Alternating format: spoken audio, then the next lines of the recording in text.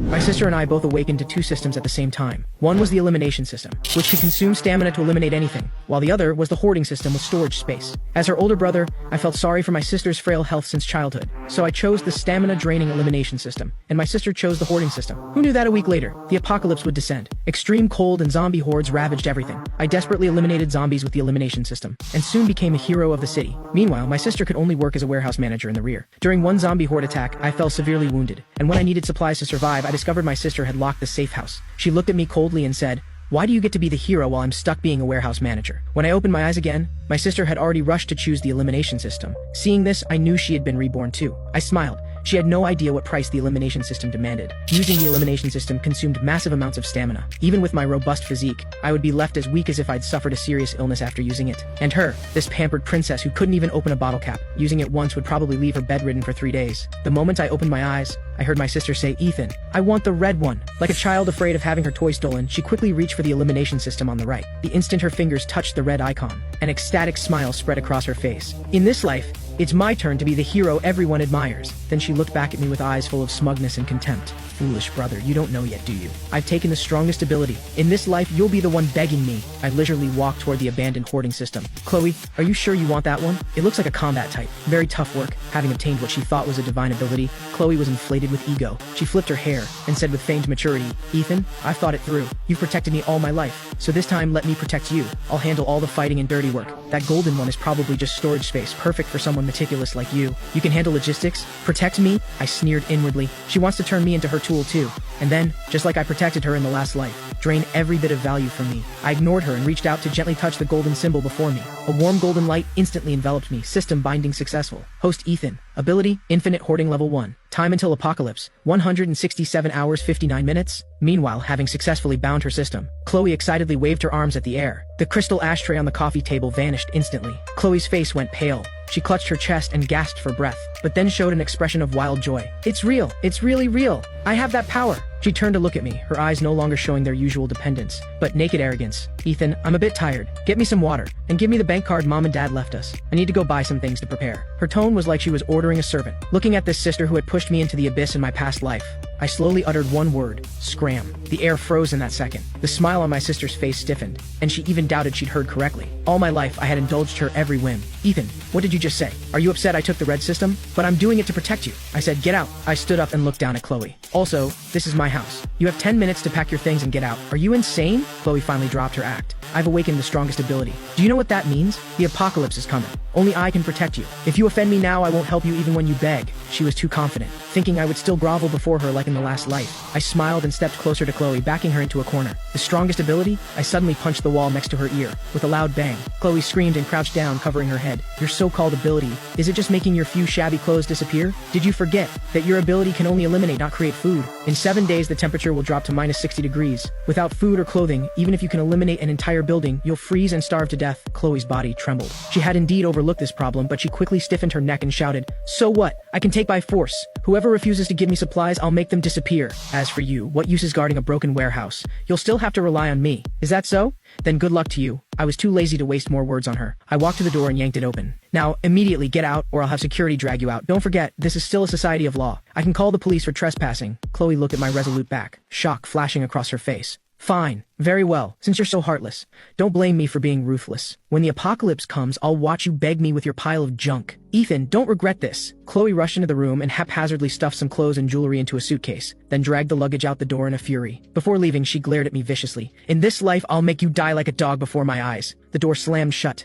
I leaned against it and let out a long breath. Step 1. Severed ties complete. Without this ungrateful wretch ready to backstab me at any moment, I could finally go all out. Then I took out my phone and checked the time. January 15th, 2026, 10 a.m. Exactly 7 days until the apocalypse. I listed the house I owned, worth about $8 million, online at a 20% discount. Combined with the inheritance from our parents, that made about $11 million. To build a doomsday fortress that could withstand minus 70-degree cold and zombie hordes, plus stockpile enough supplies for several lifetimes, this money wasn't even close to enough. Then I called the bank and mortgaged my company shares and current house. I also made calls to several private lenders, and maxed out all major online loan platforms and credit cards. Like a crazed gambler, in just one afternoon, I had $16 million in liquid funds. That should be enough. Looking at that dizzying string of numbers in my bank account, I felt no excitement, only urgency. Money was just waste paper. Only supplies could save lives. I drove the SUV I hadn't sold yet straight to the suburbs. My target was clear, the abandoned cold chain logistics park in the western suburbs. It used to be the city's largest cold storage facility, later abandoned when the owner embezzled funds and fled. The location was remote, with open terrain all around. Easy to defend, hard to attack. In my past life, it was occupied by a gang and became one of the largest survivor bases. In this life, it would be mine. I found the old man watching over the site and slapped down $20,000 in cash, telling him I wanted to rent it. For setting up a horror escape room for half a month. No contract, just the keys. Looking at the thick stack of bills, the old man smiled so wide his dentures nearly fell out,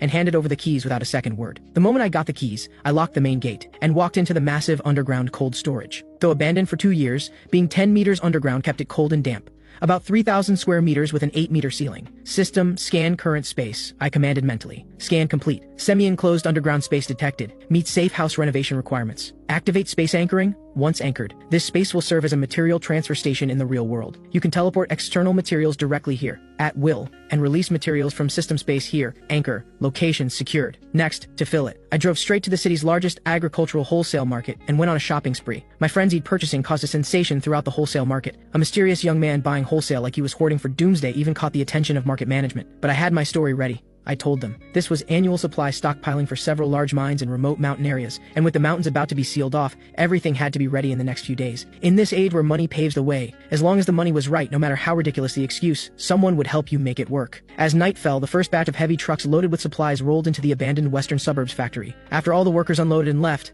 I locked the iron gate again. The vast cold storage was filled with supplies piled like small mountains. I walked to the mountain of rice piled 5 meters high, raised my hand, and placed my palm on the bottom bag store. Instantly, the 50 tons of rice vanished into thin air. I closed my eyes and entered the system space with my consciousness. In that infinite white space, 50 tons of rice floated quietly in midair, maintaining the stacked shape from before. Here, time stood still. Even after 100 years, this rice would cook up as fresh as ever. Awesome! This feeling of having everything in my grasp, controlling it all, was intoxicating. But this was just the beginning. In minus 60-degree cold without a heat source, this food would be frozen solid as rocks. I contacted friends to buy 10,000 tons of smokeless coal and diesel, along with solar panels and generators. With 7 days left, I needed not only to stockpile enough food for 10 lifetimes in this cold storage, but also transform it into a climate-controlled fortress that even a nuclear bomb couldn't breach. Just then, my phone buzzed with a message from Chloe. It was a photo of her and her senior Ryan sitting in an upscale French restaurant. Poor brother. After being kicked out, are you eating instant noodles now? Ryan and I are celebrating our new life. If you kneel and beg me now, I might consider sharing a piece of bread with you. I looked at the screen, a mocking smile on my lips. Eat up.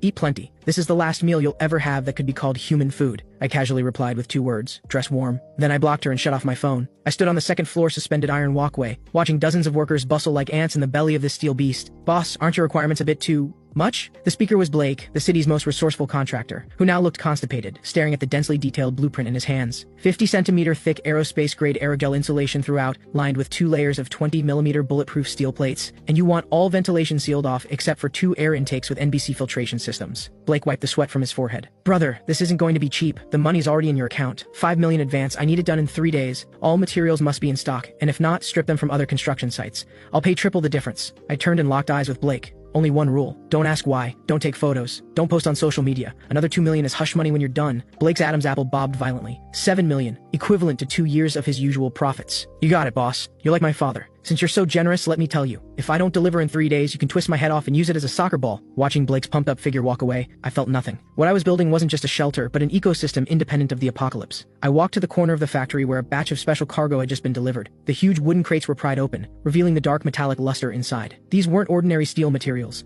but high-voltage electric fence generators and military-grade blast-proof glass obtained through special channels. In the early apocalypse, the most terrifying thing wasn't zombies but human nature. When hunger and cold turned people into beasts, ordinary roll-up doors were as fragile as paper before mobs. System, store all these building materials and adjust their positions according to the blueprint. During the workers' dinner break, I lightly touched the heavy blast-proof glass, and dozens of tons of materials vanished instantly. Then under the system's precise control, seamlessly embedded themselves into the skylight positions at the top of the factory. As the last construction vehicle drove away, the massive iron gate slowly closed. Standing in the center of this steel fortress that was completely mine, looking at the room full of supplies piled like mountains, not enough. Far from enough. I checked my phone balance. Less than 500,000 left. My purchasing power through legitimate channels was exhausted. Next came the night of $0 shopping. 2 a.m. at the East Harbor Bonded Logistics Center. This was the city's largest import-export distribution hub, with tens of thousands of shipping containers stacked like building blocks at the docks, filled with premium goods from around the world. That night, I practically emptied half the bonded zone's high-value warehouses, until a slight stabbing pain in my brain warned me of mental energy overuse. I reluctantly stopped. Just as I was about to leave, a sudden roar of engines shattered the night silence. several black modified SUVs roared into the port, stopping in front of a concealed warehouse not far away. The car doors opened, and a dozen tattooed thugs got out. A bald man in the lead was loudly berating his subordinates. "Move the stuff, hurry up. Dragon said this shipment must be moved tonight." The authorities had been watching closely. The boxes they were moving bore prominent hazardous material warnings. I narrowed my eyes and activated the system's long-range scanning. Scan results: TNT explosives, detonators, industrial nitric acid, munitions. My heart skipped a beat. This was a smuggling point for the Black Shark Gang,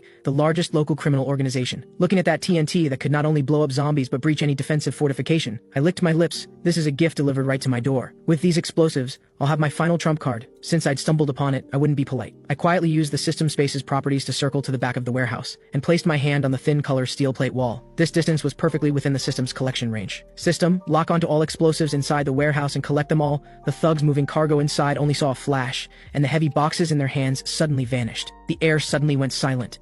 Over a dozen gang members stood frozen, carrying positions, gripping empty air, staring at each other bewildered. Holy shit, where are the boxes? This is insane. Dragon, we have a problem. The goods are gone, all gone. The bald leader rushed over and stared at the empty warehouse, his expression shifting from fury to terror to existential crisis. Who did this? Get out here. He drew his pistol and waved it wildly at the air. By then, I had already used the chaos to scale the port's perimeter wall and vanished into the night. 24-hour countdown. The city on its last day remained bustling, no one knowing this was the old world's final twilight. The meteorological station issued a blue cold wave warning, forecasting a temperature drop of 10 to 15 degrees tomorrow. Nobody took it seriously. At most, they'd wear an extra layer of long underwear. I didn't go out again, staying in the western suburbs fortress doing final checks. All doors and windows had been welded shut, leaving only one main entrance. I opened my phone one last time to check social media. Chloe had posted an update an hour ago. Though winter is coming, my heart is warm. Thanks for the surprise, Ryan. The future is bright. Some people can just rot with their dirty money. I smiled brilliantly. I liked it, then commented, "Enjoy it while you can." Just then, the drizzle outside suddenly stopped. Immediately after, a ping-pong ball-sized hailstone slammed heavily against the blast-proof glass. Then came the second, the third. Hail poured down like bullets. Following that came howling winds, and temperatures plummeted. An emergency news alert popped up on my phone screen. Breaking news! Due to a superpolar vortex, global temperatures will plunge 50 degrees in the next 3 hours. All citizens return home immediately. Immediately. This is not a drill. The apocalypse had arrived. In just 10 minutes, the world outside changed color. The road surface froze over with thick black ice in an incredibly short time. A dozen cars collided, instantly bursting into flames. But before the flames could spread, the extreme cold suppressed them, freezing them in an eerie state. People inside the cars tried desperately to push open the doors, but they were frozen shut. Someone smashed a car window and climbed out, but the moment they touched the outside air, it was like all their heat was drained. Their movements instantly stiffened, their terrified expression frozen on their face, turning into a lifelike ice sculpture. The indoor thermometer showed the outside temperature had dropped below minus 30 degrees and was still falling at 1 degree per minute. Inside the safe house, the temperature held steady at 24 degrees. I took off my jacket, wearing only a thin t-shirt, and popped a perfectly seared piece of Wagyu into my mouth. Comfortable. Meanwhile, in a high-end apartment downtown, Chloe wrapped herself in her newly bought cashmere blanket, still shivering uncontrollably. Just now, the entire complex's heating system had collapsed due to burst pipes, and the temperature inside had dropped to minus 5 degrees. Though not yet fatal, for the pampered Chloe, this was already hell. "Ryan, think of something. We're going to freeze to death." She pushed Ryan beside her. Ryan was also freezing badly, frantically layering all his clothes on.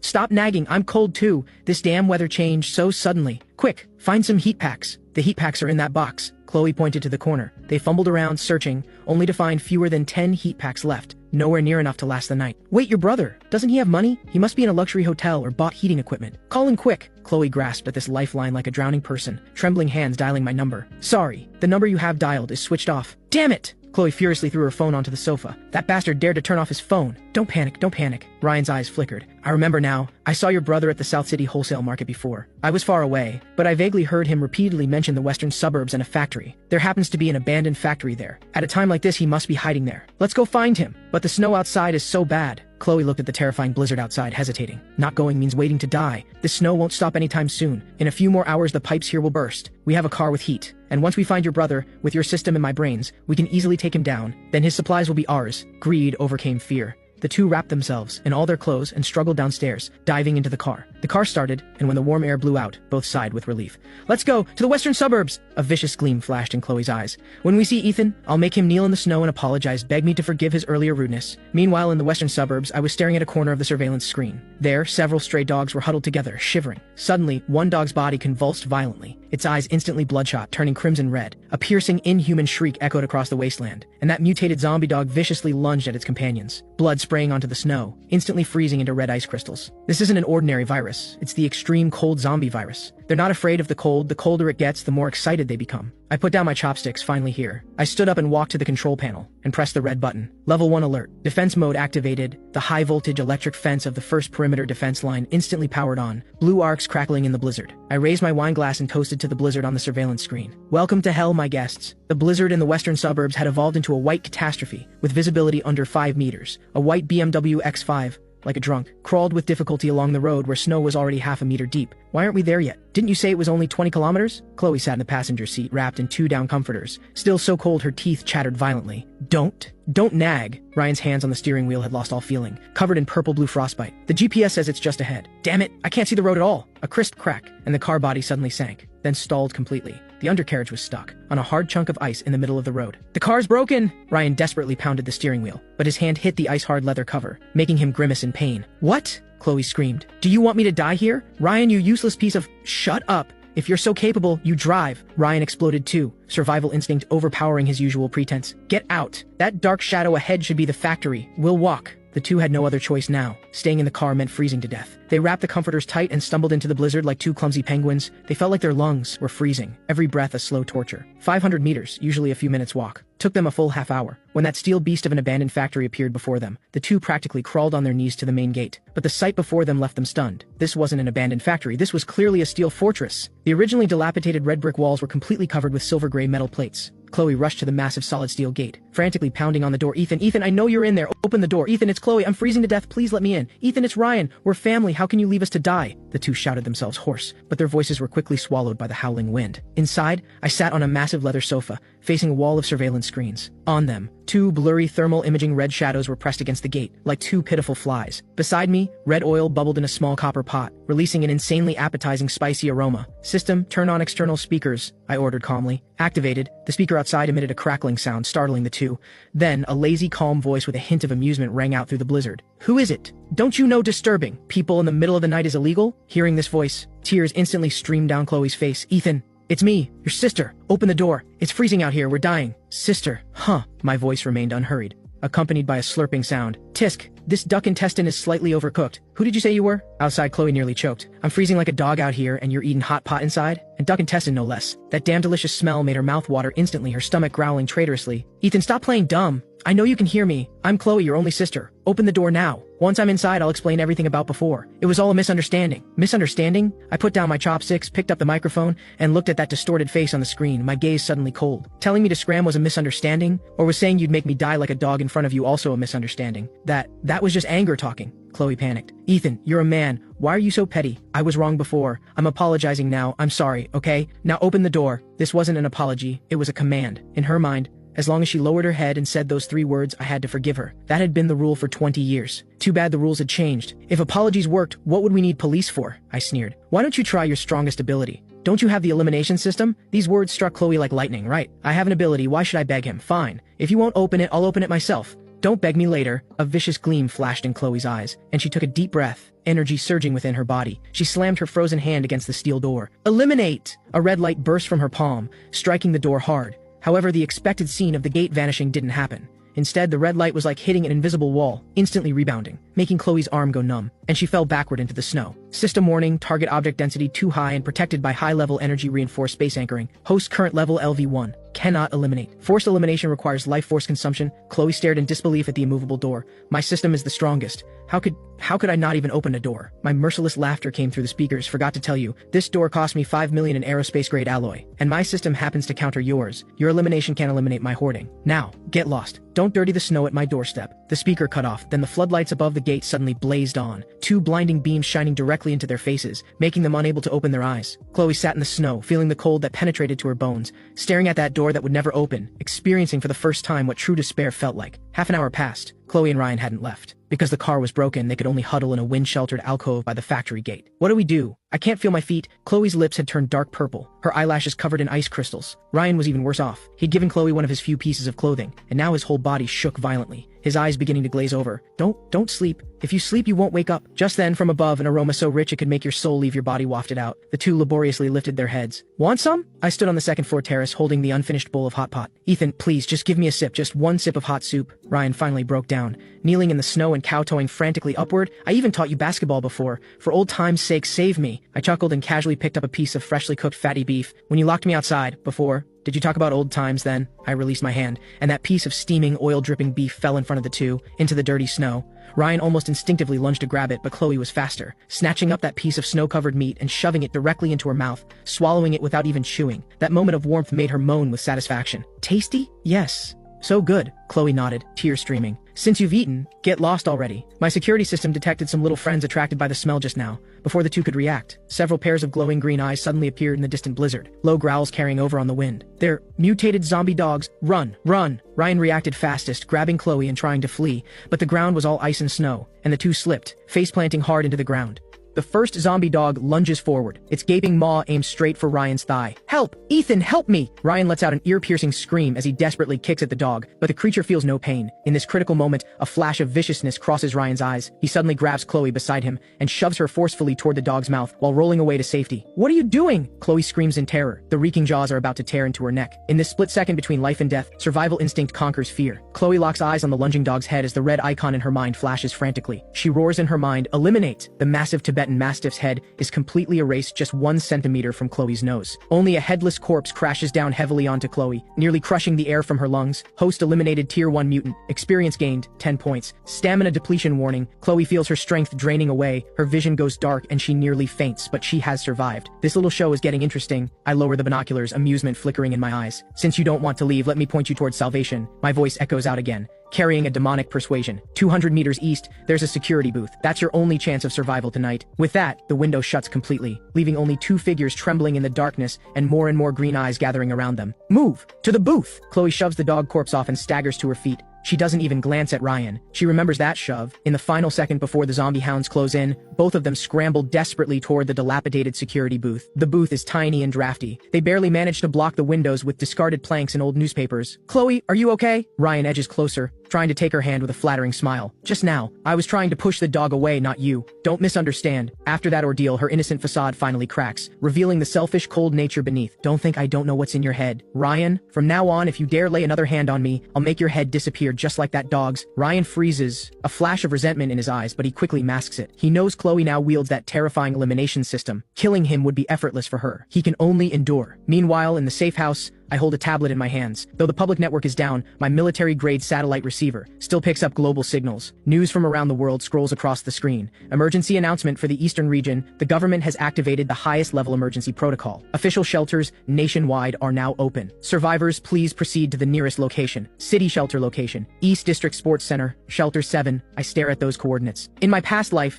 that place was indeed the largest official stronghold in the early days. But precisely because there were too many people, supplies depleted rapidly, and with chaotic management, within a month the infamous granary riot broke out, killing tens of thousands. Looks like history's trajectory hasn't changed. I close the news and open the system interface. Current stockpile, 32,000 tons. System level LV1. Experience, 0%. Upgrade requirement, collect 10 Tier 1 zombie cores. Cores. In my past life, people didn't discover until the 3rd month of the apocalypse that the cores in zombie brains could be used to enhance abilities. But I know now. That fool Chloe was too busy killing the dog to save herself, leaving the most precious spoils of war in the snow. Those are my experience points. Can't let them go to waste. I change into a lightweight nanothermal combat suit and grab my tactical axe. I decide to head out for a stroll, to reap my first harvest on this first night of the raging blizzard, and check if those 2 rats have frozen to death yet. Wearing a fully sealed nanothermal combat suit and gripping my tactical axe, I move through the western outskirts wasteland. 50 meters ahead, the pack of zombie dogs circles the security booth, 7 in total. I adjust my breathing, then burst out from behind the snow pile where I've been hiding. The first zombie dog is still growling at the booth. It doesn't even react, before my axe arrives. With a dull thud, the tactical axe splits its hard skull. Tier 1 zombie dog eliminated. Experience experience +5. The commotion instantly alerts the other 6 hounds. The alpha, a massive Tibetan Mastiff, whips its head around. Those ghostly green eyes lock onto me. It kicks off with its hind legs, its massive body charging like a tank, just as it reaches half a meter from me. I point my left hand at the ground beneath the Mastiff. In that instant, a 2-meter diameter section of ice, along with the frozen earth beneath it, vanishes into thin air. The ground disappears under the Mastiff,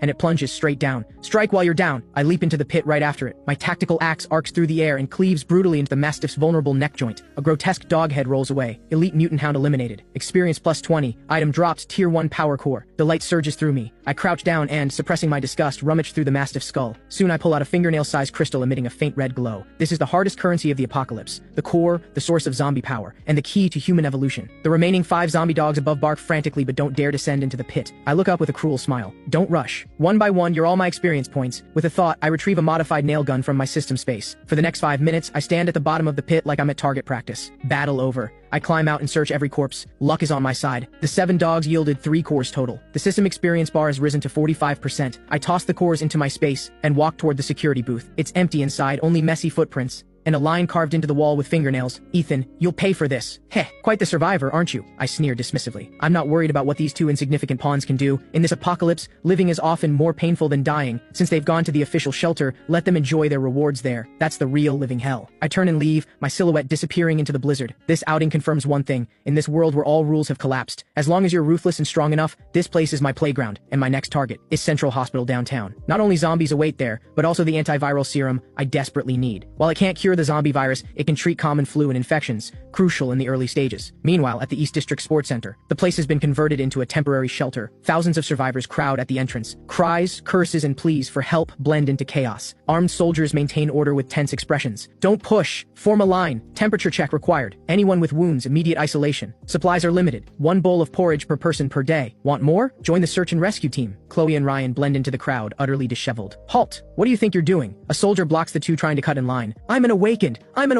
Chloe clutches at this lifeline, frantically waving her hands and shouting, I have powers! I'm special. Let me in. I need to see your commander. Awakened? The soldier pauses. Though orders came down to identify those with special abilities, too many imposters have shown up these past few days. Prove it, the soldier says coldly. Chloe takes a deep breath, fighting through the exhaustion and hunger-induced dizziness. She extends her hand toward a massive concrete barrier by the roadside. Eliminate! A red flash, and the several hundred-pound barrier vanishes instantly into thin air, as if it never existed. The surrounding crowd falls silent. The soldier's pupils contract sharply as he immediately grabs his radio. Awakened spotted at entrance D, spatial type, no, elimination type, requesting orders. 5 minutes later, Chloe and Ryan are escorted into a warm office. Behind the desk sits a middle-aged man in a military coat. He sizes up Chloe. So your ability is elimination? How large can you eliminate? Can you eliminate living people? Anything within a 2-meter diameter? Chloe, finally feeling warmth, speaks a bit more coherently. Living people too. Just now on the way here, I killed a mutated Tibetan Mastiff. The commander laughs. The expression of someone who just heard a joke. Little girl, you kill 1 dog and think you're invincible? He stands and walks to the window, pointing at the dense zombie horde outside. There are tens of thousands of zombies now. Your ability that exhausts you after a few uses is worth nothing on the battlefield. Chloe's face instantly stiffens. However, the commander's tone shifts as his gaze falls on the snow-covered runway outside. Your ability has a more suitable purpose. The blizzard has blocked the roads. Supply trucks can't get through. The airstrip is buried in snow. We need to clear a lifeline. Snow removal? Chloe feels utterly humiliated. I'm supposed to be the protagonist with a cheat system, destined to become the queen of the apocalypse, and you want me to be a janitor? I refuse. I'm an awakened. How dare you humiliate me like this? Refuse? The commander's smile vanishes instantly. No work means no food here. Even the awakened work for what they get. Fine. Choose not to work. Then get out and go back to the blizzard. He waves his hand. 2 soldiers beside him immediately step forward, their gun barrels rising slightly. Ryan's legs go weak with fear. He quickly grabs Chloe's sleeve, frantically signaling with his eyes. Chloe, don't be rash. Stay alive first. We'll figure it out later. Chloe stares at those dark gun barrels, then thinks of the hellish cold outside. Her pride shatters.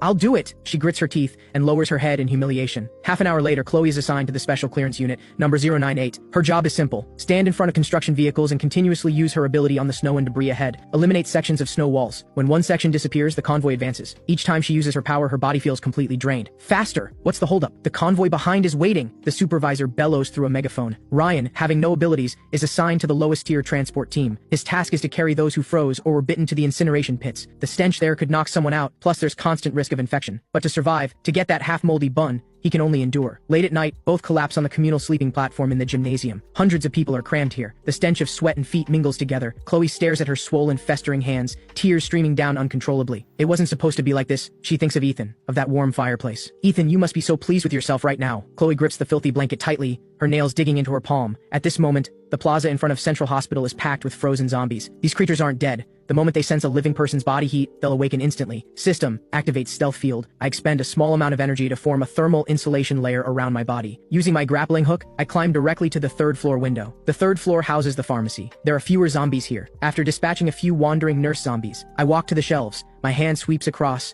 and row after row of medicines vanish instantly. Halfway through my sweep, intense gunfire erupts from downstairs. I move to the window and look down. 2 modified armored vehicles ram through the hospital gates. 7 or 8 fully armed thugs are spraying gunfire at zombies. The vehicles bear the emblem of a black shark. Black Shark Gang? These guys again. Seems they've also realized the importance of medicine and came to loot under cover of night. What a coincidence. I chuckle coldly. I'm in no hurry to leave. Instead, I settle into a comfortable position by the window to watch the show below. The Black Shark Gang's firepower is fierce. They quickly clear a path and head straight for the lobby elevators. The gunfire is too loud. Not just the zombies in the plaza. Even zombies from several surrounding blocks are drawn here. Just as the Black Shark Gang rushes into the lobby, the floor suddenly explodes. A massive zombie over 3 meters tall with rippling muscles bursts up from below. Tier 2 mutant. Titan. Power type. My pupils constrict slightly. A tier 2 mutant already? What the hell? What is that thing? The Black Shark Gang members are terrified. Several AKs open fire simultaneously. The bullets hit the Titan but only splash tiny blood blooms. The Titan roars, casually grabs an abandoned gurney nearby and hurls it like a frisbee. 2 Black Shark Gang members are instantly pulverized. The scene descends into chaos. Perfect timing. My eyes light up. That's a tier 2 power core from a Titan. It'll let me level up directly and likely unlock a new skill. I wait patiently for the Black Shark Gang to wear down the Titan's stamina. 5 minutes later, the lobby falls silent. All 7 Black Shark Gang members are corpses. The Titan is also heavily wounded, wheezing heavily. It crouches on the ground,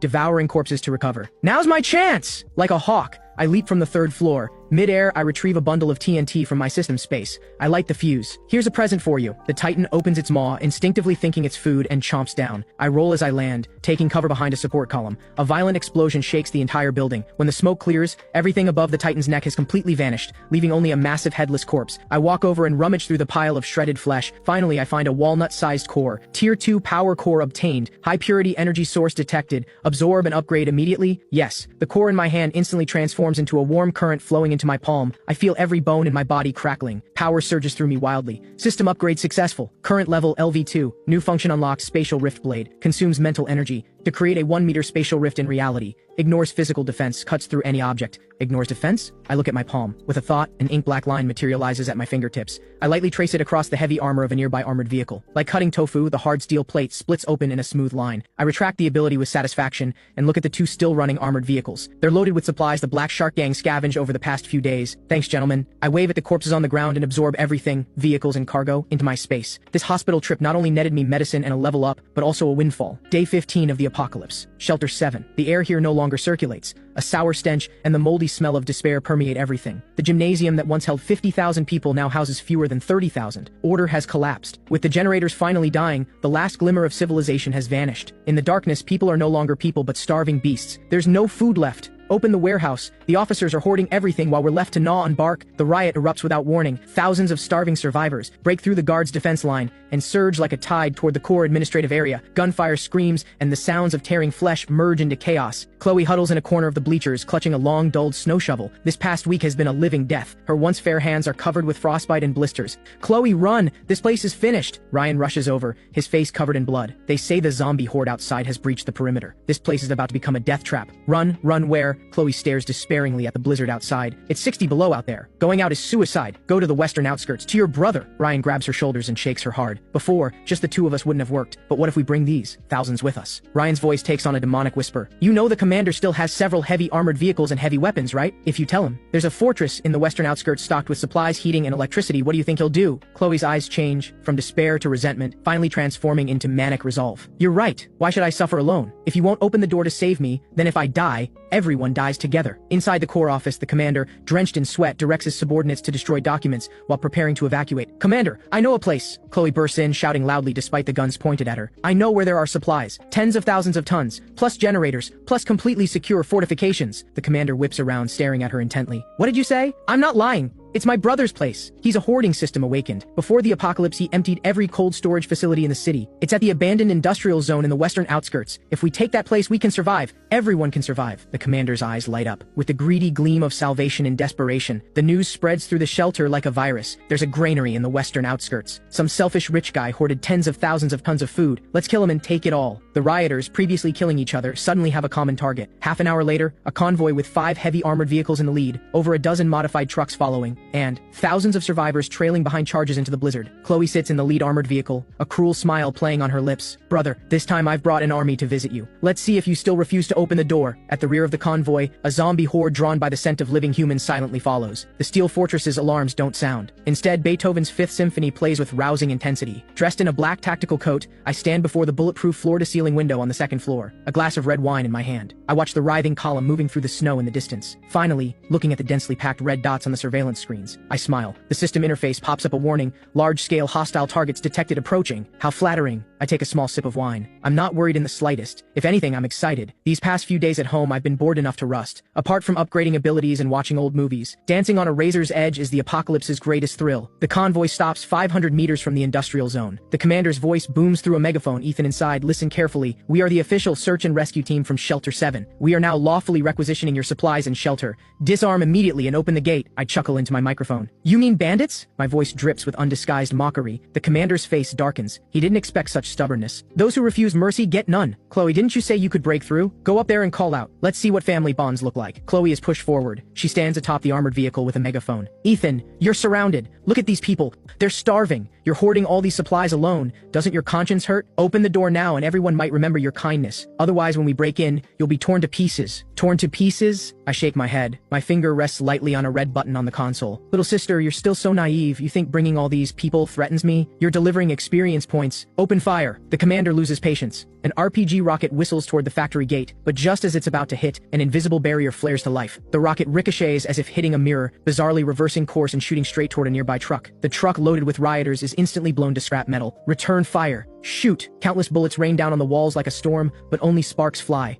They barely scratch the paint. I snap my fingers. My turn. Then I press the button. Defense System Sequence 2, minefield activated. The snow beneath the rioters at the front suddenly collapses. Hundreds of mines detonate in succession. The snow instantly turns crimson. Hundreds of people simply vaporize. Retreat. Fall back. The crowd stampedes backward in terror, but those behind keep pushing forward. The scene instantly descends into complete chaos. Just then, deafening howls erupt from the snowy plains behind them. Over 1,000 zombies, drawn by the explosions and blood, finally reveal their fangs. Stimulated by fresh blood, they charge into the rear of the crowd like rabid dogs. Help! Zombies! Zombies behind us! We're surrounded. Chloe, use your ability to clear the minefield ahead. Hurry. The commander, eyes wild with desperation, presses his gun to Chloe's head. Chloe trembles all over, desperately using her elimination ability on the area ahead, but the minefield is too vast. Her stamina is a drop in the ocean. In less than a minute, blood streams from her nose. She collapses on the vehicle roof. Useless! The commander kicks her off the vehicle and dives into the armored vehicle attempting to flee. But how could I let him escape? Since you came all this way, leave something behind. I stand on the terrace and raise my right hand, making a grasping motion at the turning armored vehicle. Spatial rift blade!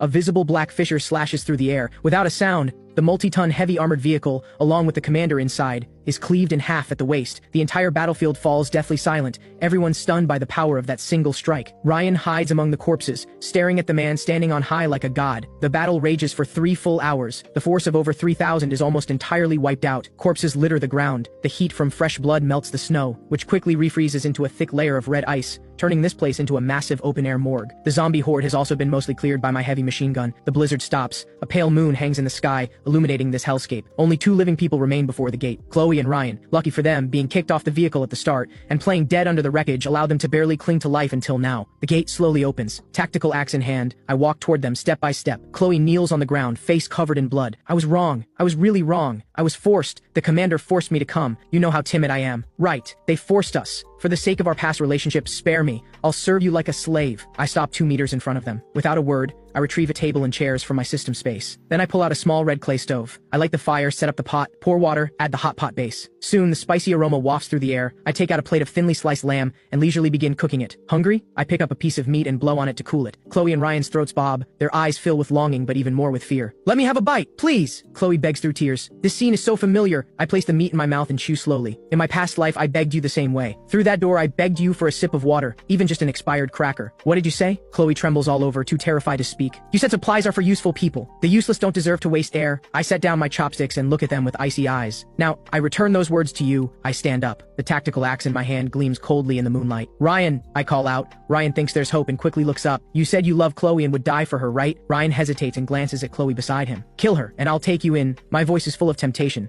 I'll even give you an enhancement serum. You can become awakened too. A dagger lands in front of Ryan. The ultimate test of humanity. No! Chloe stares at Ryan in terror, backing away. You won't! We're in love! Ryan looks at the dagger, then at the warm, brightly lit fortress behind Ethan, then at this filthy, worthless woman before him. In that moment, the mask called love completely shatters. Ryan suddenly snatches the dagger and lunges at Chloe with a twisted expression. Chloe, you heard him! If you die, I get to live. You're useless now anyway. What's wrong with dying for me? Chloe screams. Survival instinct unleashes her last reserves of strength. The dagger in Ryan's hand vanishes into thin air, but he's already on top of Chloe, both hands clamped tightly around her neck. Die! Die! Stop blocking my way! The two grapple in a pool of blood, like two beasts tearing at each other. Ugly. Utterly ugly. I watch this scene coldly, as if watching a grotesque comedy, until both are exhausted and collapse on the ground, gasping. Chloe's face is mangled from bites. Ryan has lost an eye. Magnificent. I clap slowly. But I lied to you. I walk up to them and raise my axe. My safe house never accepts garbage. Amid their desperate screams, the axe rises and falls. Blood sprays onto the white snow like a blooming plum blossom. The grudges of this life finally come to an end. Without hesitation, I turn and wave my hand. The corpses on the ground and the armored vehicle wreckage in the distance are all absorbed into the system's waste disposal. The entrance becomes spotless once more. Back inside, I walk to the massive floor-to-ceiling window. I watch the blizzard still raging outside. The world has died, but I'm still alive, and I'll live well. I take a bottle of aged whiskey from the cabinet and pour 2 glasses. One I pour on the floor, a tribute to my foolish past life self. The other I raise to the sky, toasting this cruel yet magnificent new world. Hello, Apocalypse.